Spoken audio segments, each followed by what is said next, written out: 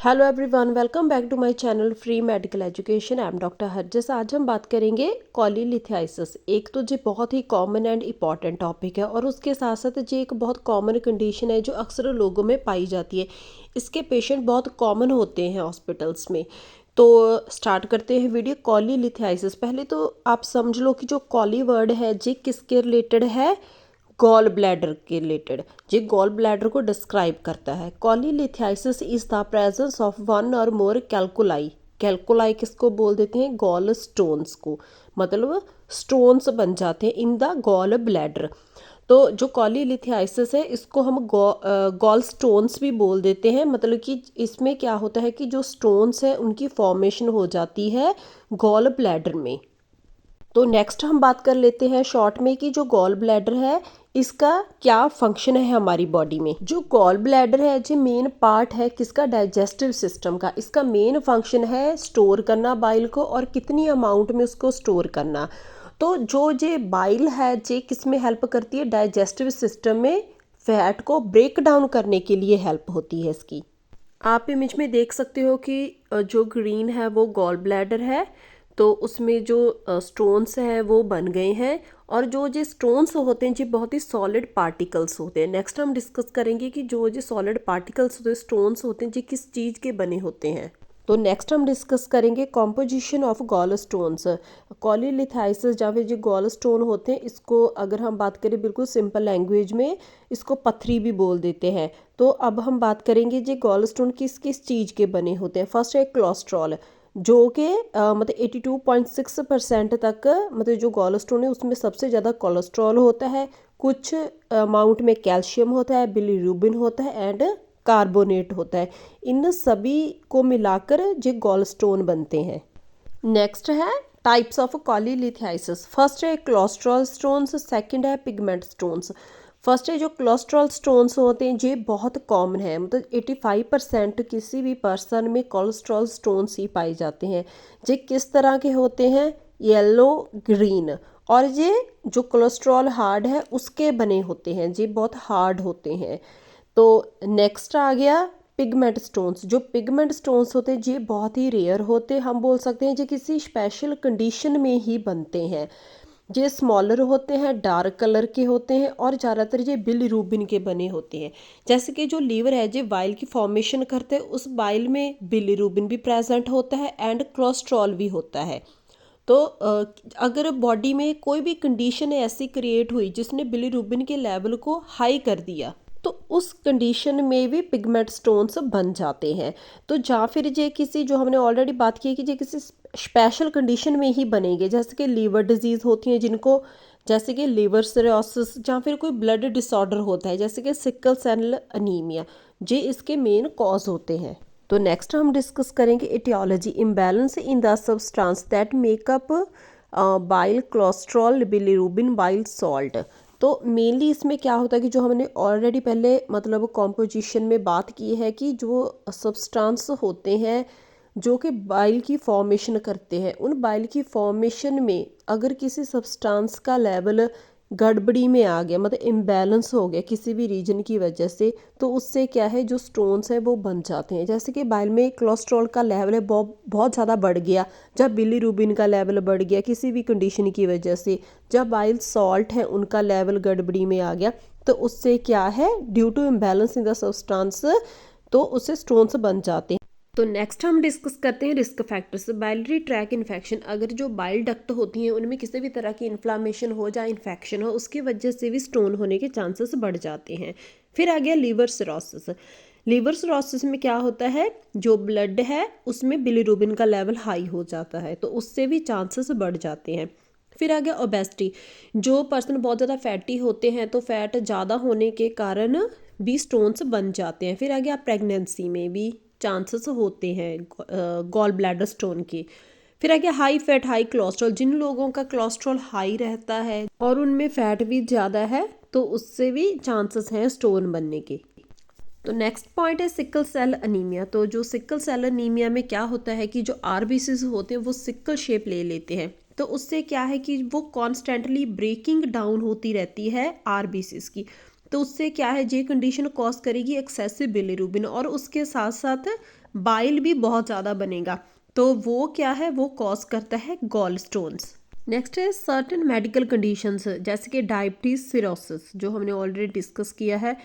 फिर आ गया मेडिकेशंस, जैसे कि hormonal replacement therapy, cholesterol lowering drugs, ये सभी रिस्क फैक्टर्स हैं गॉल स्टोन के। नेक्स्ट है क्लिनिकल मैनिफेस्टेशंस, इसकी टू टाइप्स है, एसिम्प्टोमेटिक एंड सिम्प्टोमेटिक। एसिम्प्टोमेटिक में क्या होता है कि many people with gallstones have no symptoms, उनको कोई भी सिम्टम्स नहीं आते। जब अर्ली स्टेज पे होता है कॉलीलिथाइसिस तो उनको कोई सिम्टम्स नहीं आते, क्योंकि जो गॉल ब्लैडर होता है वो अपना फंक्शन है नॉर्मली करता रहता है, क्योंकि जो स्टोन्स होते हैं वो बहुत स्मॉल होते हैं। तो फिर आ गया सिम्प्टोमेटिक, ये तब होता है जब जो स्टोन्स हैं वो थोड़े बढ़ जाते हैं, साइज़ में भी थोड़े से इंक्रीज हो जाते हैं और उनकी क्वांटिटी भी बढ़नी स्टार्ट हो जाती है। तो उसमें क्या होता है, biliary colic, severe pain in the upper right abdomen, मतलब जो अपर राइट एरिया है एब्डोमेन का, वहाँ पे बहुत ज़्यादा पेन होती है। After radiating to the back or right shoulder, typically after meal, तो वो शोल्डर तक भी जाती है, बैक पे भी होती है। तो ज़्यादातर जे पेन कब स्टार्ट हो जाती है, जब कोई भी पर्सन है वो खाना खाता है। फिर आ गया नोजिया वॉमिटिंग होते हैं, जॉन्डिस हो जाता है, क्योंकि if a stone obstruct the bile duct, जैसे आप इमेज में देख सकते हो कि अगर ये स्टोन्स है ये बाइल डक्ट को भी मतलब वहाँ पे ब्लॉकेज कर दें तो जॉन्डिस हो जाता है। उसके साथ आ गया फीवर चिल्स, अगर इन्फेक्शन हो जाए। तो नेक्स्ट हम डिस्कस करेंगे डायग्नोस्टिक टेस्ट, जिससे कंफर्म हो जाता है कि पेशेंट के गॉल ब्लैडर में स्टोन्स हैं। फर्स्ट है अल्ट्रासाउंड, जो हमने सभी ने सुना होगा, जी बहुत ही कॉमन टेस्ट है। काफ़ी बार जब किसी के पेट में भी दर्द होता है तो सबसे पहले डॉक्टर उनको अल्ट्रासाउंड ही रिकमेंड करते हैं। तो सबसे पहले जो प्रायोरिटी टेस्ट है वो होगा अल्ट्रासाउंड, जिससे क्या है, गॉल स्टोन बिल्कुल क्लियर दिख जाते हैं अल्ट्रासाउंड में। फिर आ गया HIDA स्कैन, जिसको बोल देते हैं कॉलीस्केंटिग्राफी, इवैल्यूएट गॉल ब्लैडर फंक्शन। तो नेक्स्ट है HIDA की फुल फॉर्म है हेपेटोबाइलरी अमीनोडाइएस्टिक एसिड। तो जो ये स्कैनिंग होती है इसमें न्यूक्लियर मेडिसिन यूज की जाती है। जो ये प्रोसीजर है वो किया जाता है न्यूक्लियर मेडिसिन का यूज करके, जिसका मेन पर्पस क्या होता है, फंक्शन देखना किसका, गॉल ब्लैडर का एंड बाइलरी सिस्टम का, उनकी हेल्थ देखनी होती है, प्रॉपर वो फंक्शन कर रहे हैं। तो इसमें जे टेस्ट है वो भी परफॉर्म किया जाता है। तो नेक्स्ट थर्ड है सिटी स्कैन, जो बहुत कॉमन है, इसके बारे में भी सभी ने सुना होगा। Alternative imagining useful for detecting complications. तो कई बार ज़्यादा इमरजेंसी होती है, पेशेंट की बहुत ज़्यादा पेन हो रही होती है, तो पेशेंट को भी खुद को नहीं पता होता कि उसके प्रॉब्लम क्या है, कि मतलब कि उसको कॉलीलिथियासिस है। तो उस केस में जब बहुत ज़्यादा पेन हो रही होती है पेशेंट की, तो इमरजेंसी में सिटी स्कैन है वो परफॉर्म की जाती है। जो सीटी स्कैन है उसकी फुल फॉर्म है कंप्यूटर टोमोग्राफी। इसमें क्या होता है, जो एक ऐसा इमेजिनिंग प्रोसीजर होता है जिसमें क्या है, एक्सरे रेज यूज की जाती हैं, और जो कंप्यूटर होता है उस पे सारी स्क्रीन पे पेशेंट का जो भी हमने ऑर्गन देखना है वो सारा स्क्रीन पे दिख जाता है। तो नेक्स्ट फोर्थ टेस्ट है ERCP, एंडोस्कोपिक रेट्रोग्रेड कोलंजियो पैनक्रिएटोग्राफी। तो both diagnostic and therapeutic for bile stone duct. तो जो ERCP टेस्ट होता है इसको डायग्नोस करने के लिए, जैसे कि कोई भी पैनक्रियास की प्रॉब्लम होती है, गॉल ब्लैडर होगी, बाइल डक्ट प्रॉब्लम होगी, उनको डायग्नोस करने के लिए भी यूज़ किया जाता है, और उसका ट्रीटमेंट करने के लिए भी यूज़ किया जाता है। तो आप इमेज में देख सकते हो, इसमें एक एंडोस्कोप है, उसका यूज़ किया जाता है। उसको पेशेंट के ओरल कैविटी के थ्रू इंसर्ट किया जाता है, पूरा जो भी हमने एरिया देखना होता है वहाँ तक। तो नेक्स्ट फिफ्थ है, जो बहुत कॉमन टेस्ट होते हैं जैसे कि ब्लड टेस्ट। इसमें कंप्लीट ब्लड काउंट, जिसमें कि कोई भी इंटरनल पेशेंट के ब्लड में इन्फेक्शन तो नहीं हो रही। जहाँ फिर लीवर फंक्शन टेस्ट है वो भी करवाए जाते हैं, जिसमें ओवरऑल लीवर के सारे फंक्शन है उनका रिजल्ट आ जाता है। इसके अलावा और भी करवाए जाते हैं जो बेसिक टेस्ट होते हैं, जैसे कि INR, BTCT, जहाँ फिर पेशेंट के इलेक्ट्रोलाइट्स, अगर पेशेंट की इस केस में सर्जरी होनी होती है। नेक्स्ट हम डिस्कस करेंगे मेडिकल मैनेजमेंट। फर्स्ट है asymptomatic, often no treatment required. तो जब किसके गॉल ब्लैडर में स्टोन्स हैं, अगर वो इतने ज्यादा साइज में बड़े नहीं हैं, मतलब अगर हम बात करेंगे वो गॉल ब्लैडर के फंक्शन में कोई भी रुकावट नहीं कर रही, तो तब तक इसका कोई भी मतलब ट्रीटमेंट नहीं दिया जाता।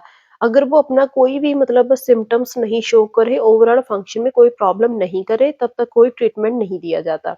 सिम्प्टोमेटिक, अगर वो मतलब बड़े हो गए साइज में, तो अब वो प्रॉब्लम कर रहे हैं, तो इसमें आ जाता है, फर्स्ट है पेन मैनेजमेंट, जिसमें आ गया non steroidal anti inflammatory drugs. तो इसमें क्या दिया जाता है, जैसे कि डिक्लोफेनेक हो गया, नेप्रोक्सिन टैबलेट होगी, ब्रूफन होगी, एस्पिरिन होगी। तो ऐसी टैबलेट्स हैं वो दी जाती हैं। तो जहाँ फिर अगर पेन बहुत सीवियर है तो उसमें ओपिएट्स भी यूज़ किए जाते हैं। जो पॉइंट्स होते हैं वो उन केसेस में दिए जाते हैं जिसमें पेन है वो बहुत सिवियर हो रही है, मतलब अगर हमने उनको ब्रूफन वगैरह डिक्लोफेनेक दिया, इंजेक्शन दा, टैबलेट दी, उससे फर्क नहीं पड़ रहा, तो फिर उनको ओपिएट्स टैबलेट्स दी जाती हैं। तो ओपिएट्स में मेनली आगे जैसे कि कोइडीन, मिथाडोन, फैंटानल, मॉर्फिन ऐसे इंजेक्शंस हैं जो पेशेंट को दिए जाते हैं। फिर आ गया oral bile acids, for example ursodeoxycholic acid. ये ऐसी टैबलेट्स होती हैं जो क्या करती हैं कि जो कोलेस्ट्रॉल से बने हुए जो स्टोन्स होते हैं उनको डिसॉल्व करने में हेल्प करती हैं। फिर आ गया एंटीबायोटिक्स, अगर इन्फेक्शन है वो बहुत ज्यादा होगी, मतलब बॉडी में पेन के साथ साथ इन्फेक्शन भी आ रही है, तो उस केसेस में एंटीबायोटिक्स दिए जाते हैं। नेक्स्ट हम डिस्कस करेंगे सर्जिकल मैनेजमेंट।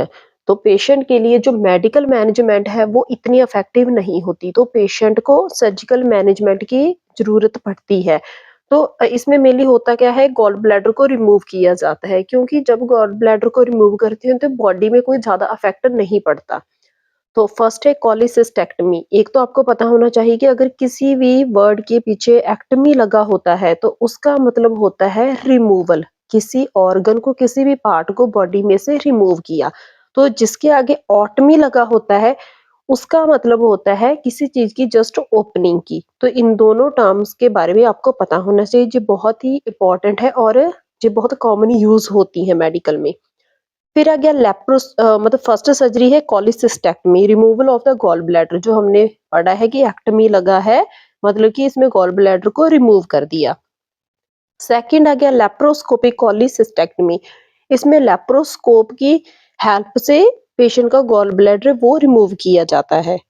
जो लेप्रोस्कोपिक कॉलिसिस्टेक्टमी होती है उसमें क्या होता है कि बहुत कम इंसिजन्स दिए जाते हैं पेशेंट की बॉडी पे, मतलब 3 या 4 इंसिजन्स दिए जाते हैं। एक से इंसिजन्स के थ्रू पेशेंट के जो कैमरा है वो पेशेंट के एब्डोमेन के अंदर भेजा जाता है और उसकी हेल्प से विजुअलाइजेशन की जाती है प्रॉपर, और उसकी हेल्प से पेशेंट का गॉल ब्लैडर है वो रिमूव कर दिया जाता है। इसका मेन एडवांटेज ये है कि इसमें पेशेंट के ज़्यादा इंसिजन नहीं देने पड़ते, ज़्यादा कट नहीं लगाए जाते। नेक्स्ट थर्ड है ओपन कॉलिसिस्टेक्टमी, मतलब कि देखिए जो लेप्रोस्कोपिक कॉलिसिस्टेक्टमी होती है इसमें कट लगते हैं पर छोटे-छोटे कट लगते हैं, जो मैं आपको बताना भूल गई, मतलब कट लगते हैं पर छोटे लगते हैं, एक बड़ा सा कट नहीं लगाया जाता, जो बहुत ईज़िली हील हो जाते हैं। पर जो ओपन कॉलिसिस्टेक्टमी है इसमें एक बड़ा सा कट लगाया जाता है पेट के मतलब पेशेंट के पेट पे, जो कि 6 इंचेस हम बोल सकते हैं, जहाँ फिर 15 सेंटीमीटर का इंसिजन लगाया जाता है एब्डोमेन पे,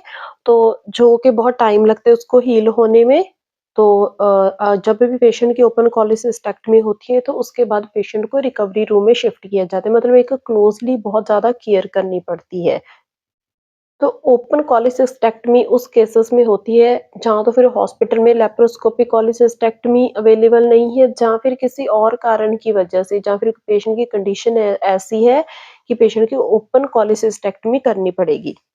नेक्स्ट हम डिस्कस करेंगे एंडोस्कोपिक रेट्रोग्रेड कोलोंजियो पैनक्रिएटोग्राफी, जो हमने ऑलरेडी डायग्नोस्टिक जो टेस्ट थे उसमें हमने बात की थी कि इसमें क्या होता है कि जो ये टेस्ट है इसमें एक तो जो गॉल ब्लैडर स्टोन्स हैं उनको डिटेक्ट करने के लिए यूज़ होता है और उसके साथ-साथ ये ट्रीटमेंट के लिए भी यूज़ होता है।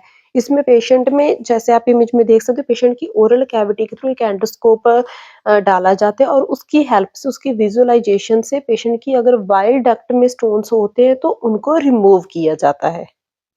नेक्स्ट हम डिस्कस करेंगे कॉम्प्लिकेशंस। तो पेशेंट को क्या दिक्कतें आती हैं, क्या कॉम्प्लिकेशंस फेस करनी पड़ती हैं अगर ये किसी के जो गॉल स्टोन है जो सिवियर फॉर्म हो जाए इसकी, या फिर किसी भी वजह से, किसी भी रीजन की वजह से कि पेशेंट है वो मेडिकल या सर्जिकल ट्रीटमेंट नहीं ले पाता। फर्स्ट है एक्यूट कॉलिसिस्टाइटिस, जिस वर्ड के पीछे आइटिस लगा होता है उसका मतलब होता है इन्फ्लामेशन। जो आइटिस है वो इन्फ्लामेशन वर्ड को रिप्रेजेंट करता है। तो इसमें किसकी इन्फ्लामेशन हुई? Inflammation of gallbladder. Next second है कोलिलिथाइसिस। इसमें क्या हो, जो stones in the common bile duct, जो बाइल डक्ट होती हैं उनमें भी स्टोन्स बन जाते हैं। थर्ड आ गया कोलनजाइटिस, तो इन्फ्लामेशन जहाँ फिर infection of the bile duct, मतलब अगर इन्फ्लामेशन हुई तो इन्फेक्शन भी हुई। तो आइटिस का मतलब आ गया इन्फ्लामेशन, और कॉलन वर्ड है वो बाइल डक्ट को रिप्रेजेंट करता है। फोर्थ आ गया पैनक्रियाटाइटिस, तो इन्फ्लामेशन ऑफ पैनक्रियाज, पैनक्रियाज की इन्फ्लामेशन भी हो जाती है क्योंकि जो बाइल डक्ट होती हैं उनमें ऑब्स्ट्रक्शन हो जाती है। फिफ्थ आ गया गॉल ब्लैडर गैंग्रीन और परफोरेशन। पहले तो जो गैंग्रीन वर्ड है इसका मतलब होता है कोई भी एरिया वहाँ पे टिश्यू नेक्रोसिस हो गया, मतलब कि टिश्यूज़ हैं वो उनकी डेथ होगी क्योंकि उनको प्रॉपर ब्लड सप्लाई नहीं पहुँच पाती। तो इसमें क्या होता है कि जो गॉल ब्लैडर होता है उनमें उसमें बहुत ज़्यादा इन्फेक्शन हो जाती, इन्फ्लामेशन हो जाती, इतनी ज़्यादा सीवियर फॉर्म में हो जाती है कि जो गॉल ब्लैडर है वो रप्चर हो जाता है, जिसको सिंपल लैंग्वेज में बोल देते हैं कि किसी का गॉल ब्लैडर है वो फट गया। तो अगर आपको मेरा चैनल अच्छे से, मतलब आपको मेरा चैनल अच्छा लगा, मेरा टॉपिक जो समझ आया, मेरे चैनल को लाइक करना, सब्सक्राइब करना एंड शेयर करना। Thank you.